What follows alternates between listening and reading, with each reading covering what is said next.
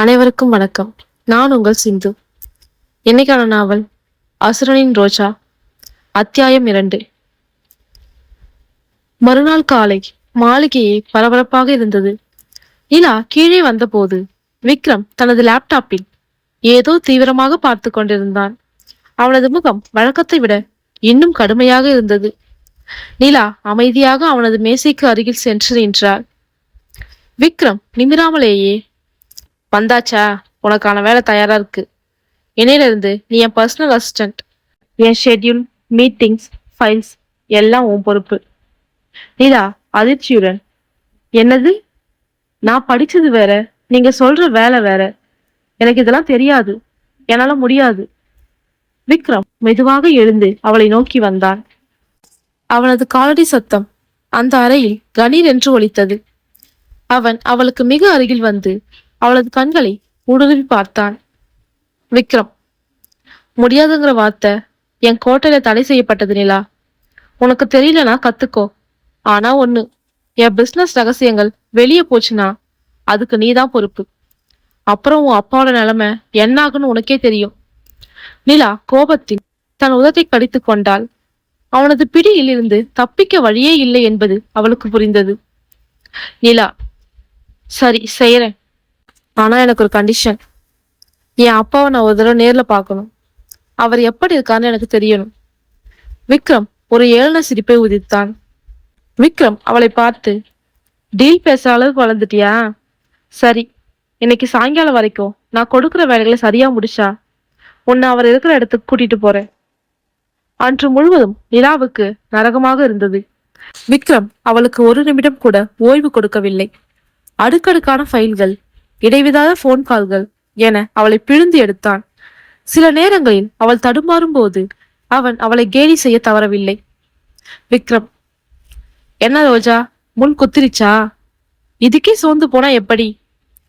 நிலா வேகமாக, நான் சோர்ந்து போகல. நீங்க கொடுக்கிற எந்த வேலையும் என்னால செய்ய முடியும். மாலை 6 மணி. நிலா அனைத்து வேலையையும் முடித்துவிட்டு விக்ரம் முன்னால் வந்து நின்றாள். அவளது முகத்தில் ஒரு களைப்பு இருந்தாலும் கண்களில் ஒரு வெற்றி பெருமிதம் இருந்தது. விக்ரம், பரவாயில்ல, சொன்னதை செஞ்சுட்ட. கிளம்பு, உன்னை உன் அப்பாயிட்ட கூட்டிட்டு போறேன். விக்ரம் அவளை தனது காரில் ஏற்றிக்கொண்டு ஒரு அமைதியான பகுதிக்கு அழைத்துச் சென்றான். அங்கே ஒரு சிறிய ஆனால் அழகான வீட்டில் சோமசுந்தரம் தங்கியிருந்தார். அவருக்கு தேவையான அனைத்து வசதிகளும் அங்கே இருந்தன. நிலா ஓடி சென்று தன் தந்தையை கட்டி கொண்டாள்.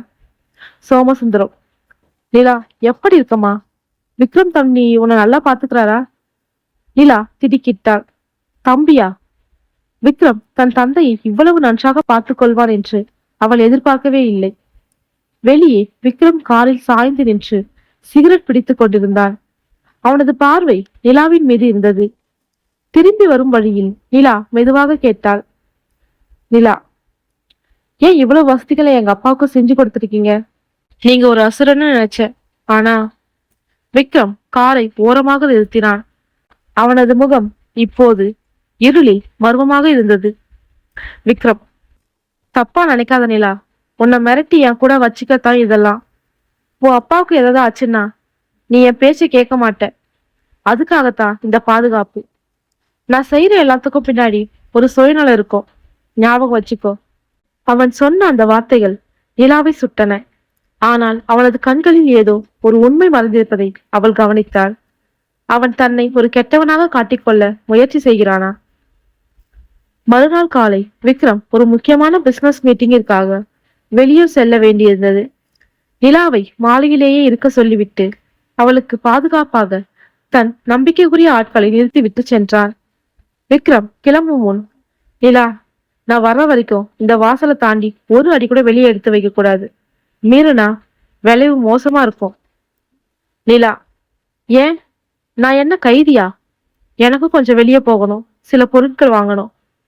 விக்ரம், கைதியா இல்லையான்னு அப்புறம் பேசிக்கலாம். இப்போ நான் சொல்றதுதான் சட்டம். உள்ளேயே இரு. அவன் சென்ற சில மணி நேரங்களில் நிலாவுக்கு ஒரு போன் வந்தது. எதிர்முனையில் ஒரு மர்ம குரல், உன் அப்பாவுக்கு உடம்பு சரியில்லை, சீக்கிரம் ஹாஸ்பிட்டலுக்கு வா என்று சொல்லிவிட்டு இணைப்பை துண்டித்தது. பயத்தில் நிலா எதை பற்றியும் யோசிக்கவில்லை. விக்ரமனின் ஆட்களை ஏமாற்றிவிட்டு பின்புற கதவு வழியாக தப்பித்து ஒரு ஆட்டோவில் ஏறினாள். ஆனால் அந்த ஆட்டோ மருத்துவமனைக்கு செல்லாமல் ஒரு பாழடைந்த குடோனை நோக்கி சென்றது. அங்கே செழியன் காத்து கொண்டிருந்தார். செழியன், என்ன ரோஜா, விக்ரம் இல்லாத நேரம் பார்த்து தானா வந்து வலையில விழுந்துட்டியே. உன்னை வச்சு அவனுக்கு ஒரு பெரிய செக் வைக்க போறேன். நிலா அலறினாள். ஆனால் அவளது வாயை கட்டி ஒரு மூலையில் வீசினர். அடுத்த அரை மணி நேரத்தில் விக்ரமுக்கு தகவல் சென்றது. அவன் மீட்டிங்கை பாதியிலேயே விட்டுவிட்டு புயலாக அந்த இடத்திற்கு வந்து சேர்ந்தான். அவனது கார் குடோனின் கதவை உடைத்துக் கொண்டு உள்ளே புகுந்தது. விக்ரம் காரிலிருந்து இறங்கிய போது அவனது கையில் ஒரு நீண்ட இரும்பு கம்பி இருந்தது. அவனது கண்கள் சிவந்து பார்ப்பதற்கே ஒரு நிஜ அசுரனை போல இருந்தான். விக்ரம் செழியனை பார்த்து கர்ஜனை செய்தான். செழியன், என் சொத்து மேல கை வச்சவனுக்கு செத்தாலும் நிம்மதி கிடைக்கான்னு சொன்னேனே, கேட்கலையா? அடுத்த சில நிமிடங்கள் அந்த இடமே போர்க்களமானது. விக்ரம் ஒரு மிருகத்தை போல செழியன் ஆட்களை துவம்சம் செய்தான். ரத்தம் சிதறியது. எலும்புகள் முறியும் சத்தம் கேட்டது. நிலா பயத்தில் கண்களை மூடிக்கொண்டாள். விக்ரமனின் இவ்வளவு பெரிய கோபத்தை அவள் பார்த்ததே இல்லை. கடைசியில் செழியனை தரதரவனை இழுத்து வந்து நிலாவின் காலடியில் போட்டான். விக்ரம் நிலாவை பார்த்து, இவன் கைதான் உன்னை தொட்டுதான் நிலா, சொல்லு, இவன் கையை வெட்டட்டுமா இல்ல உயிரை எடுக்கட்டுமா? நிலா அழுது கொண்டே, வேண்டாம் விக்ரம், விட்டுடுங்க பிளீஸ், நாம இங்கிருந்து போயிடலாம். நிலாவின் அழுகுரல் கேட்டதும் விக்ரமனின் வேகம் சட்டென்று குறைந்தது. அவன் செழியனை உதைத்து தள்ளிவிட்டு நிலாவின் கட்டுகளை அவிழ்த்தான். அவளது கண்கள் கலங்கி இருப்பதை பார்த்தவன் மெதுவாக அவளது கண்ணீரை தன் கரடுமுரடான விரல்களால் துடைத்தான். விக்ரமனின் குரலில் ஒரு விதமான அதிகாரம் கலந்த வருத்தம் இருந்தது. நான் சொன்னதை கேட்டிருந்தா உனக்கு இந்த நிலைமை வந்திருக்காது. இனிமே என் பேச்ச மீறுவியா? நிலா பதில் சொல்லாமல் அவனை இறுக கட்டி கொண்டாள். விக்ரம் ஒரு நிமிடம் திகைத்து நின்றான். அவனது கல் இதயம் முதல் முறையாக ஒரு துடிப்பை தவறவிட்டது. அவன் அவளை மெல்ல தூக்கி தன் காரில் அமர வைத்தான். மாளிகைக்கு திரும்பியதும் விக்ரம் அவளை அவளது அறைக்கு அழைத்து சென்றான். விக்ரம் நிலாவிடம், இன்னைக்கு நடந்ததை மறந்துடு. ஆனா ஒன்னு தெரிஞ்சுக்கோ, நீ என் கட்டுப்பாட்டுல இருக்கிற வரைக்கும் உனக்கு ஒரு சின்ன காய கூட படாம பாத்துக்க வேண்டியது என் பொறுப்பு.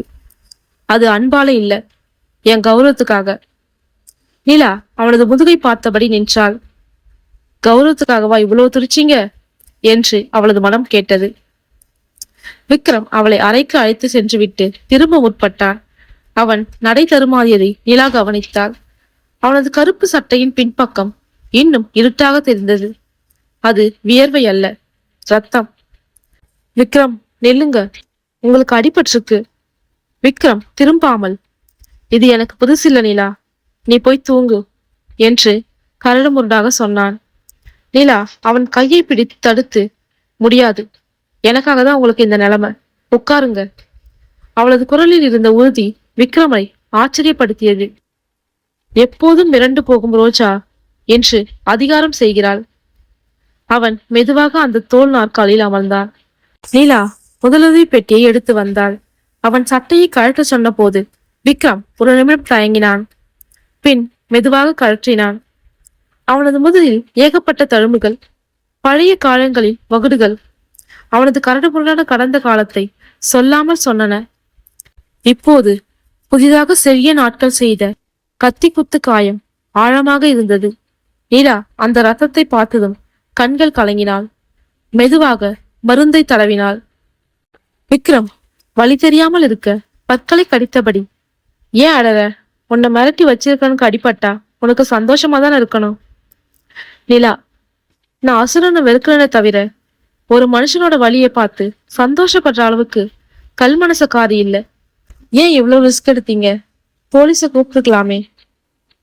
விக்ரம் ஏளனமாக சிரித்து, விக்ரம் ராணாவுக்கு துப்பாக்கி சத்தமும் ரத்த வாசனையும் தான் தாளாட்டு. போலீஸ் வரத்துக்குள்ள உன் உயிர் போயிருந்தா அந்த பழிய நான் சுமக்க முடியாது. நீ என் பொறுப்பு நிலா. மருந்து தடவும் போது நிலாவின் விரல்கள் பட்ட இடத்தில் விக்ரமுக்கு ஒரு விசித்திரமான மின்சாரம் பாய்ந்தது. இதுவரை எத்தனையோ பெண்கள் அவன் பணத்துக்காக அவனை சுற்றி இருக்கிறார்கள். ஆனால் முதல் முறையாக ஒருத்தியின் தொடுதல் அவனது ஆத்மாவை தீண்டுவது போல உணர்ந்தான். மருந்து போட்டு முடித்ததும் நிலா மெதுவாக அவன் முன்னால் வந்து நின்றாள். நிலா அவனை பார்த்து, நன்றி விக்ரம், இன்னைக்கு நீங்க இல்லைனா. விக்ரம் அவள் கண்களை நேராக பார்த்து, தேங்க்ஸ் எல்லாம் வேணாம், நாளைக்கு மீட்டிங் இருக்கு, ஃபைல்ஸ் எல்லாம் ரெடி பண்ணு. அப்புறம் இனிமே என் பேச்சை மீறி வெளியே போனா இந்த தழும்பு உன்னோட உடம்புல விழும், ஜாக்கிரதை. அவன் மிரட்டினாலும் அவன் கண்களில் இருந்த அந்த தீவிரம் நிலாவுக்கு பயத்தை தரவில்லை. மாறாக அவன் தன்னை ஒரு கவசமாக பாதுகாக்கிறான் என்ற நிம்மதியை தந்தது. விக்ரம் அவளை விட்டு நகர்ந்து ஜன்னல் அருகே நின்றான். நிலா அங்கிருந்து செல்லும் போது அவன் மெதுவாக சொன்னான், அந்த ரத்த சிவப்பு புடவை உனக்கு ரொம்ப அழகா இருந்தது நிலா. ஆனா அந்த சிவப்பு உன் கண்ணில இருந்து வரக்கூடாதுன்னு தான் நான் சண்டை போட்டேன். நிலா அப்படியே உறைந்து போனாள். ஒரு அசுரனின் வாயிலிருந்து வந்த மிக அழகான கவிதை அது. அவள் எதுவும் பேசாமல் வெளியேறினாள். அன்று இரவு விக்ரமுக்கு தூக்கம் வரவில்லை. அவனது அறையில் நிலா தடவிய மருந்தின் வாசனையை விட அவனது விரல்களின் ஸ்பரிசமே அவனது சிந்தனையை ஆக்கிரமித்திருந்தது. இந்த கதையோட அடுத்த பார்ட் பார்க்க மறக்காம சேனலை சப்ஸ்கிரைப் பண்ணி சப்போர்ட் பண்ணுங்க. நன்றி.